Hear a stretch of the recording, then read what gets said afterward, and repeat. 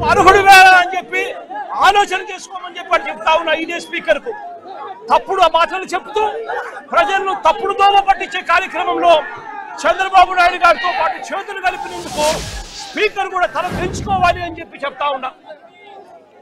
ఇదే పెద్ద మనిషి చంద్రబాబు నాయుడు గారు తాను అధికారంలోకి వచ్చినాడు 2024 అధికారంలోకి జూన్లో వస్తే సెప్టెంబర్ నాటికల్లా సెప్టెంబర్ 3న చంద్రబాబు నాయుడు గారు మెమో డిక్లేర్ చేశారు. ఒక మెమో ఇష్యూ చేశాడు. మొత్తం 17 మెడికల్ కాలేజీల్లో కన్స్ట్రక్షన్ ఆపమని చెప్పి ఏకంగా చంద్రబాబు నాయుడు గారు మెమో ఈ మాదిరిగా రిలీజ్ చేసి మొత్తం 17 మెడికల్ కాలేజీలు చంద్రబాబు నాయుడు గారు ముఖ్యమంత్రి అయినప్పటి నుంచి ఇదే పరిస్థితులు వదిలేసిన పరిస్థితుల్లో ఈ కాలేజీలు ఈ టీచింగ్ హాస్పిటల్లు అన్ని కూడా కనిపిస్తా ఉన్నాయి. వీళ్ళకు ఫండింగ్ లేదు అని అంటాడు. అయ్యా చంద్రబాబు నాయుడు గారు, అయ్యా స్పీకర్ గారు, ఇక్కడ నుంచి ప్రాతినిధ్యం వహిస్తా ఉన్న ఎమ్మెల్యే స్పీకర్ గారికి కూడా చెప్తా ఉన్నా, ఫండింగ్ లేదని మీరు చెప్తా ఉన్నారు. నాబార్డ్ ఫండ్స్ లో అప్పట్లోనే ఈ ప్రాజెక్టులకు టైఅప్ చేశాం. నాబార్డ్ ఫండ్సే కాకుండా స్పెషల్ సెంట్రల్ గవర్నమెంట్ నుంచి special assistance for infrastructure projects కూడా తీసుకొని వచ్చి ఈ మెడికల్ కాలేజీలన్నీ కూడా special assistance for infrastructure projects కేటగిరీలో ఈ ప్రాజెక్టులను కూడా పెట్టడం జరిగింది. దాని అర్థం మరో 50 ఏళ్ల పాటు వడ్డీ లేకుండా వాళ్ళు ఇచ్చే రుణాలకు ఈ ప్రాజెక్టులన్నీ కూడా శాంక్షన్ అవుతాయి. మరి central government sponsored assistance schemes లో ఈ ప్రాజెక్టు వస్తూ ఉన్నప్పుడు నాబార్డు కింద ఈ ప్రాజెక్టులన్నీ లోన్లు కూడా శాంక్షన్ అయి ఉన్నప్పుడు కేవలం 5,000 కోట్లు మాత్రమే అవసరం ఉన్న పరిస్థితులు ఉన్నప్పుడు సంవత్సరానికి 1000 కోట్ల రూపాయలు ఖర్చు చేయలేరా అని అడుగుతా ఉన్నాను. దీనికోసం కూడా అబద్ధాలు చెప్పే కార్యక్రమాలు చేస్తూ నిస్సిగ్గుగా చంద్రబాబు నాయుడు గారు వ్యవహరిస్తున్న తీరును చంద్రబాబు నాయుడు గారు సిగ్గుతో తల వంచుకోవాలి అని చెప్పి ఈ సందర్భంగా చంద్రబాబు నాయుడు గారిని గట్టిగా నిలదీస్తూ చంద్రబాబు నాయుడు గారిని గట్టిగా ప్రశ్నిస్తున్నాం. ఇదే చంద్రబాబు నాయుడు గారిని అడుగుతా ఉన్నా, అయ్యా చంద్రబాబు గారు మిమ్మల్ని మీరు చేసే కార్యక్రమాలను నిరసన తెలుపుతూ రేపటి నుంచి నవంబర్ 22 దాకా 22 వరకు గ్రామ వార్డు స్థాయిలో రచ్చబండ అనే కార్యక్రమాన్ని కొనసాగించబోతా ఉన్నాం.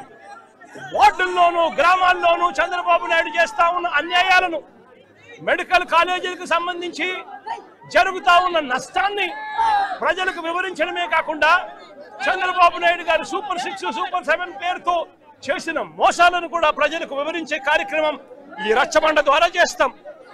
అంతేకాకుండా చంద్రబాబు నాయుడు గారికి వ్యతిరేకంగా చంద్రబాబు నాయుడు గారు ప్రైవేటీకరణ చేస్తా ఉన్న మెడికల్ కాలేజీలకు వ్యతిరేకంగా ప్రతి గ్రామం నుంచి కూడా 500 సంతకాలు తీసుకుంటూ, ప్రతి నియోజకవర్గం నుంచి 50,000 సంతకాలు తీసుకుంటూ 1 కోటి సంతకాలతో గవర్నర్ గారికి రిప్రజెంటేషన్ చేసే కార్యక్రమాలు కూడా చేస్తా ఉన్నాం. ఇందులో భాగంగానే అక్టోబర్ 28వ తారీఖున ఒకవైపున ఈ కార్యక్రమాలు చేస్తూ మరోవైపున అక్టోబర్ 28వ తారీఖున నియోజకవర్గ కేంద్రాలలో ప్రైవేటీకరణకు వ్యతిరేకంగా, మెడికల్ కాలేజీల ప్రైవేటీకరణకు వ్యతిరేకంగా, చంద్రబాబు నాయుడు గారు చేస్తా ఉన్న అన్యాయానికి వ్యతిరేకంగా అక్టోబర్ 28వ తారీఖున ప్రతి నియోజకవర్గ కేంద్రంలోనూ ధర్నాలు చేసే, నియోజకవర్గ కేంద్రంలోనూ ర్యాలీలు చేసే కార్యక్రమం చేయబోతా ఉన్నాము. ఈ ర్యాలీతో డిమాండ్ పత్రాలు నియోజకవర్గ కేంద్రానికి సంబంధించిన ఆఫీసులో ఇవ్వడం కూడా జరుగుతుంది. అదే రకంగా నవంబర్ 12వ తారీఖున జిల్లా కేంద్రాలలో కూడా ఈ ర్యాలీలు కొనసాగి ప్రైవేటీకరణకు వ్యతిరేకంగా, మెడికల్ కాలేజీల ప్రైవేటీకరణకు వ్యతిరేకంగా జిల్లా కేంద్రాలలో నిరసన తెలుపుతూ కలెక్టర్కు కూడా డిమాండ్ పత్రాలు ఇవ్వడం కూడా జరుగుతుంది. నవంబర్ 23వ తారీఖు వరకు సంతకాల సేకరణని కూడా చేసి, నవంబర్ 22వ తారీఖు వరకు సంతకాల సేకరణని కూడా చేసి, నవంబర్ 23వ తారీఖున ఆ 50,000 సంతకాలు ప్రతి నియోజకవర్గం నుంచి బయలుదేరుతాయి. నవంబర్ 23న బయలుదేరి జిల్లా కేంద్రాలకు ఒక్కో నియోజకవర్గం నుంచి 50,000 సంతకాలు నవంబర్ 23వ తారీఖున జిల్లా కేంద్రానికి బయలుదేరుతాయి. ఒక్కొక్క నియోజకవర్గం నుంచి ఆ జిల్లా కేంద్రం నుంచి మర్నాడు నవంబర్ 24వ తారీఖున ప్రతి జిల్లా కేంద్రం నుంచి కూడా లక్షల కొద్ది ప్రజలు సంతకాలు చేసిన చంద్రబాబు నాయుడు గారి ప్రైవేటీకరణకు నిరసన తెలుపుతూ చంద్రబాబు నాయుడు గారికి వ్యతిరేకంగా సంతకాలు చేసిన పత్రాలతో నవంబర్ 24న జిల్లా కేంద్రాల నుంచి విజయవాడకు ప్రతి లారీ కూడా బయలుదేరుతుంది. ఆ తర్వాత విజయవాడ చేరుకున్న తర్వాత గవర్నర్ గారు ఎప్పుడు అపాయింట్మెంట్ ఇస్తారో అప్పుడు మొత్తం వైఎస్ఆర్సీపీకి సంబంధించిన పార్టీలే కాకుండా మాతో పాటు కలిసి వచ్చే మేధావులను కూడా తీసుకుని గవర్నర్ గారికి ఈ 1 కోటి సంతకాలు చేసిన డిమాండ్ పత్రాలను గవర్నర్ గారికి కూడా సబ్మిట్ చేయడం జరుగుతుంది.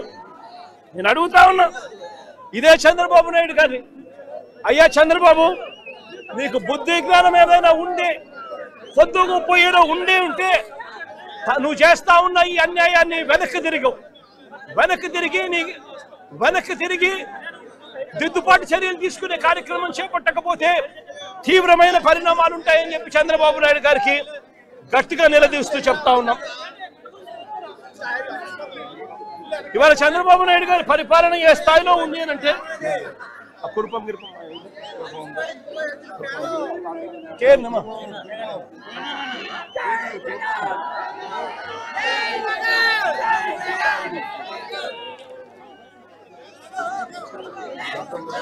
చంద్రబాబు నాయుడు గారి పరిపాలన కొంచెం పక్క జరగాలమ్మా. ఇట్లా ఏం పక్క జరగాలి కదా, కొంచెం కోఆపరేట్ చేయాలి కదా. కోఆపరేట్ చేయాలి. కూర్చోండి అమ్మా, కూర్చోమ్మా. ఎందుకు చేస్తారు? కూర్చోమ్మా. చంద్రబాబు నాయుడు గారి పరిపాలన ఎంత దారుణంగా ఉంది అంటే ఇదే చంద్రబాబు నాయుడు గారిని ప్రశ్నిస్తా ఉన్నా. ఇదే కురుపంలో చంద్రబాబు నాయుడు గారి పరిపాలన వల్ల నష్టపోయిన పరిస్థితులు ఏ స్థాయిలో ఉన్నాయి అంటే పక్కనే కురుపం, ఇక్కడే కన్నా పార్వతీపురం మెడికల్ కాలేజ్ కన్నా పూర్తయిపోయిందంటే ఈ రోజు కురుపంలో జరిగిన ఘటనకు వెంటనే వైద్యం అందిండేది. ఈ రోజు కురుపంలో వైద్యం అందక 611 మంది కురుపం ట్రైబల్ రెసిడెన్షియల్ స్కూల్లో చదువుతా ఉన్న వాళ్ళు వైద్యం అందక ఏకంగా 2 పిల్లలు చనిపోయిన పరిస్థితులు కనిపిస్తా ఉన్నాయి. ఏకంగా 170 మందికి హెపటైటిస్ ఏ బారిన పడితే అంటే జాండీస్ వస్తే కనీసం చూసుకునే పరిస్థితి కూడా లేని పరిస్థితిలో ఈ రోజు వైద్య రంగం ఉంది.